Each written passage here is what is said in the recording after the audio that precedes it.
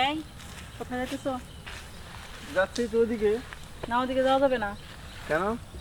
ওইখানে কোন দরকার আছে তোমার? দরকার বলতে আমি ঘুরতে চাইতেছি। না, ঘুরতে যাওয়া যাবে না ওইখানে।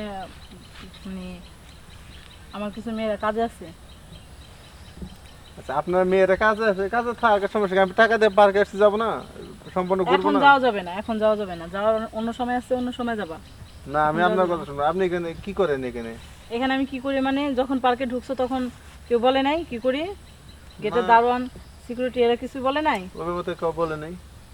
বলে নাই এই এরিয়ার মধ্যে ঢোকা নিষেধ? না, আমি সরি জানি না আর কি। তো কি কাজ করে আপনার মেয়েরা? কাজ করে মেয়েরা, কি কাজ করে? ছেলেরা আসে কিসের জন্য? আমি যেমন ঘুরতে আসছি, অনেকে তো ঘুরতেই আসে। পার্সোনাল একটা এনজয় বলতে কিছু বুঝো? বুঝো? তার মানে কি? হ্যাঁ, সেটাই হচ্ছে। ওইখানে মেয়েরা ছেলেদের সাথে কাজ করতেছে। ও মাই গড, আসলেই? হ্যাঁ, কেন এটা সিকিউরিটিতে বলা উচিত ছিল তোমাকে। তোমাকে না বলে এখানে ছাইড়া দিছে হুট করে, এটা আবার কেমন কথা? আমাকে ফোনও তো দিতে পারতো, সেটাও তো দিল না। না, আমি আসলে বিষয়টা জানি না। ভাবলাম আমি পার্কটা নতুন হয়েছে, তাহলে আমি একটু ঘুরতে দেখে আসি। পরবর্তীতে আমার ফ্যামিলি নিয়ে আসবো এই চিন্তা ভাবনা আমি আইছি এখানে। না, আসো, ঠিক আছে, আরো জায়গা আছে, ঘুরে দেখো। দেখো ওই যে এখান থেকে কত সুন্দর সুইমিং পুল আছে, তারপরে রুম আছে, আরো অনেক সুন্দর সুন্দর জায়গা আছে। এইদিকে তো আসা নিষেধ। আসলে আমি কি বলবো আপনাকে, যে একটা পার্ক বিনোদনের জায়গা কিন্তু এটা। হুম। এখানে মানুষ ফ্যামিলি। বিনোদনের জন্য বলেই তো মনে করো এখানে প্রেম নিবেদন হয়, বুঝো বুঝো নাই?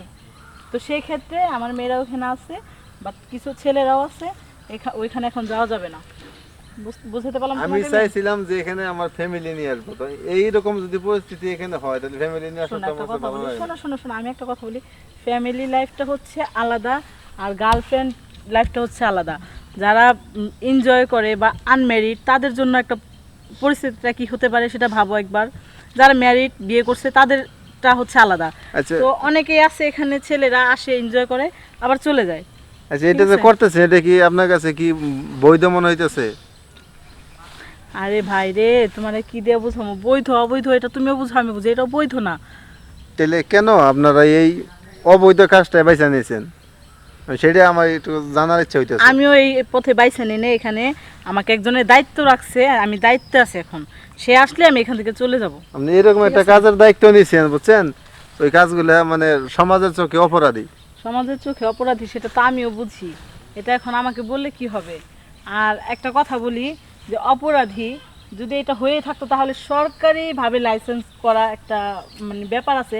এটা ঠিক তুমি আছে। অবশ্যই বুঝো। লাইসেন্স না করলে কিন্তু এগুলা কখনোই হয় না। আপনি যে কাজটা ঠিক আছে? করতেছেন এখানে, আপনাদের যে মেয়েগুলো আছে হুম। তাদের ভবিষ্যৎ বলে কিছু আছে?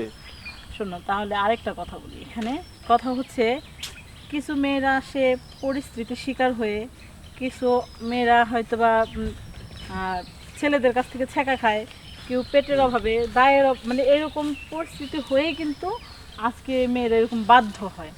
আচ্ছা, বুঝতে পারছো? যাদের পরিস্থিতি ওই রকম হয়, এরকমও তো কাজ আছে, যে কোনো বড় ফ্যাক্টরিতে কাজ করতে পারে, হ্যাঁ, পারে। কোনো বাসা বাড়ি কাজ করতে পারে। পারে। মানে এরকম কাজটা কেন তাদের করতে এখন হবে? আরেকটা উদাহরণ আমি তোমাকে দেখাচ্ছি। আমার পরিবারের মধ্যে আমরা মনে করো 6 থেকে 7 জন সংখ্যক, হ্যাঁ। কিন্তু সব ছোট ছোট, আমি তার মধ্যে আমি বড়। আমার আচ্ছা। বাবা বৃদ্ধ, মা বৃদ্ধ, সংসারটা এখন আমাকে টানতে হয়। বড় ভাই সে গাঁজা খায়, মদ খায়। সংসারের মধ্যে এখনো যে আরো 5টা ছোট ভাই বোন আছে, এদেরকে মানুষ করার জন্য আমি কোন পথটা বেছে নিব? একটা, আমার কথা শেষ হওয়ার আগে কথা বলো না। একটা গার্মেন্টস ফ্যাক্টরিতে চাকরি করতে গেলে নিম্নে তো 10,000 টাকা বেতন। সেখানে মনে করো গ্রাম থেকে আমার ফ্যামিলি কিন্তু কেউ আসতেছে না, আমার এখানে একটা ব্যাচেলারে থাইকা কাজ করে খাইতে হচ্ছে। তো সেই ব্যাচেলারের মধ্যে 2টা মেয়ে আমরা থাকবো, রুম ভাড়া 50। তো আচ্ছা। আমাদের মনে করো 5,000 টাকা ওইখানে চলে যায়। আর 5,000 টাকার মধ্যে আমার 2-1,000 টাকা নিজের ভরণ পোষণের জন্য রাখি। 4,000 টাকা কি আমার ফ্যামিলি বাঁচতেছে? বাঁচে না। এই জন্যই মেয়েরা এই পথ হয়তো বা বেছে নিছে। এখন সেটা তুমি আমাকে যতই যুক্তি দেওয়া বলো, আমিও কিন্তু এটা বুঝি। বুঝতে আচ্ছা, পারছো? ঠিক আছে। আপনাদের ওই 4,000 টাকা 3,000 টাকা সংসার চালানো ঠিক আছে। আপনারা তো কারো ঘরে ঘরে হইতে পারেন। হ্যাঁ, অবশ্যই তখন আপনার এই ফ্যামিলি চালানোর বিষয়টা আপনার মাথায় থাকবো না। এটা কমন সেন্স অনেকেরই আছে, কিন্তু কাজে লাগাতে পারে না। বুঝতে পারছো? তোমার কাছে যাবো একটা চাকরির জন্য, আমাকে একটা ভালো প্রসেসে চাকরি দিবেন, হ্যাঁ দিব। তার বিনিময়ে আমাকে কিছু দিতে হবে, তখন আমি কি দিব তোমাকে, কি থাকবে উত্তর? আমি সর্বশেষ যেটা বুঝি, আপনারা যেটা করতেছেন এটা ইসলামের বিরোধী, এটা পাপ, এটা সমাজের জন্য ক্ষতি। এটা আশা করি আর কখনো করবেন না। আচ্ছা, আপনারা এখানে দিনে কয় টাকা করে ইনকাম করেন? আহ, প্রত্যেকটা মেয়ে দিন 2,000 3,000, যদি ভালো ওরকম মেয়েদের কাছে কাস্টমার যায় তাহলে 5-6 হাজার টাকা থাকে। আচ্ছা, এই টাকা দিয়ে আপনাদের কোনো উপকার আসবে না আমি মনে করি, কারণ এই অবৈধ পথের টাকা অবৈধই যায়, এটা অবৈধ যায়। আমিও বুঝি। এই টাকা দিয়ে আপনি কিচ্ছু করতে পারবেন না জীবনে। কিন্তু ওই যে ছোট ছোট অবুঝ শিশুগুলা এখন পেটে ভাত যাচ্ছে, স্কুলে খরচ হচ্ছে, ভরণ পোষণ হচ্ছে, এগুলো তো হচ্ছে এখন। আপনি যদি 3 বেলা না খেয়ে যদি 2 বেলাও খান সৎ পথের টাকা দিয়ে, অবশ্যই সেই খাবারে আপনার তৃপ্তি আরে আসবে। ভাই, আমি আপনাকে বুঝাইতে পারবো না, কারণ যার যার সংসারের পরিস্থিতি তারাই বুঝে। সেখানে আপনিও সংসার টেনে দিবেন না ওদের, আমিও সংসার ওদের টেনে দিব না। আচ্ছা, তাই না? আমি আর শেষ একটা কথা বলি। হুম। আপনার এখানে কয়টা মেয়ে আছে? এখন আমার ভিতরে 5টা মেয়ে আছে। 5টা মেয়ে আর আপনি 6 জন। আপনাদের যদি আমি 15,000 টাকা করে বেতনের একটা চাকরি ব্যবস্থা করে দেই, আপনারা কি করবেন? আমার ওদের সাথে আলাপ করতে হবে, আলাপ করে আমি আপনাকে জানাতে পারবো। ঠিক আছে, আপনার এই উত্তরটা জানার জন্য মানে আমি কালকে আবার আসবো। আর আমি একটা ফ্যাক্টরি ম্যানেজার, যার কারণে এই কথাটা বললাম। আমার ফ্যাক্টরিতে মানে কিছু কাজের লোক শর্ট আছে, যার কারণে চাইতেছি আপনার এই কাজটা না করে আমার ফ্যাক্টরিতে আপনার কাজ করেন। আমি আমার স্যারকে বলে মানে 15,000 টাকা করে বেতনের ব্যবস্থা আমি করে দেবো। ঠিক আছে, আপনাদের যদি কোনো আপত্তি না থাকে তাহলে অবশ্যই আমাকে বলতে পারেন, আমি আপনাদের কাজের ব্যবস্থা করে দেবো। আচ্ছা, আপনার খুব সুন্দর একটা কথা বলছেন, আপনার কথাটা শুনে আমারও ভালো লাগলো। আমি আমার যে ম্যানেজার, আমি তার সাথে আলাপ করব, বাট সে মেয়েদের সাথে আলাপ করবে, আলাপ করে আপনাকে সিদ্ধান্তটা জানাবে। জি, কালকে আমাদের জানাবেন।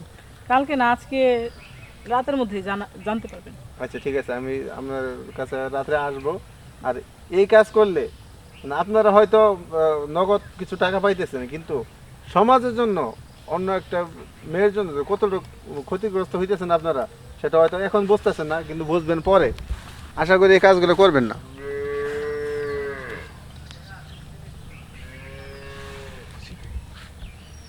ঠিক আছে, আচ্ছা ঠিক আছে। আরেকটা কথা বলি, আপনারা এখন হয়তো আপনাদের রূপ যৌবন ঠিক আছে, এখন এই কাজ করতেছেন।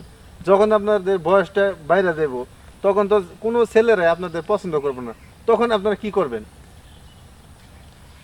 এখন তো প্রশ্ন কথা সবই শেষ হয়ে গেছে, শেষ করার পরে যখন আপনি আবার কথা শুরু করছেন, তখন কথা একটাই, যে বৃদ্ধ বয়সে মানুষ কিছুই করতে পারে না। বৃদ্ধ বয়সে মানুষ কাজ করতে পারে না, দুর্বল হয়ে যায়, অসুস্থ হয়ে যায়, তাদের নানান ধরনের অসুখ বিসুখ আটকে ধরে। সেই ক্ষেত্রেই যুবককালে কিন্তু তারা উপার্জন করে ধরে রাখে। তো এখন মনে করেন যে ছেলে হোক মেয়ে হোক, এখন যে আয়টা করতেছে সেটা ধরে রাখবে এবং সেটাই বৃদ্ধকালে তারা খরচ করবে। আপনি যেটা ভাবতেছেন এটা হয়তো কোনোদিন সম্ভব না, কারণ এই টাকা আপনাদের কোনোদিনই কাজে দেবে না, এটা আমি ভাবি। আর আমার ফ্যাক্টরিতে আপনারা কাজ করবেন, আপনাদের কোনো ছেলেদের যদি পছন্দ হয় অবশ্যই কারো ঘরে হওয়ার চেষ্টা করবেন। এই কাজটা আর করবেন না, মানে আমি খুশি হব, আমাদের আল্লাহ খুশি হইব, সমাজের জন্য ভালো হইব। ঠিক আছে, আমি আপনাদের আপনি বলছেন কথাটা আমার কাছে খুবই ভালো লাগলো।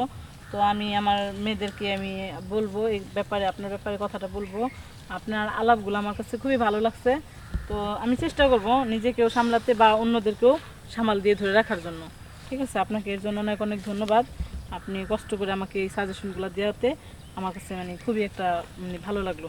তো আমি ঠিক আছে, রাতে ম্যানেজারের সাথে আলাপ করে আমি আপনার ব্যাপারটা নিয়ে কথা বলবো, আর ওদেরকেও সতর্ক করে দেবো ওরা আচ্ছা, যেন এটা না যা করে। করছেন আর এগুলো করবেন না। আপনাদের মেয়েদেরকে একটু গিয়ে বলবেন, ওই প্রস্তাবটা দিবেন, দেখেন তারা কি বলে। আমি সেই উত্তর অপেক্ষা রইলাম। হ্যাঁ, আচ্ছা ভাইয়া, ঠিক আছে, ধন্যবাদ। আসসালামু আলাইকুম। ওয়ালাইকুম আসসালাম।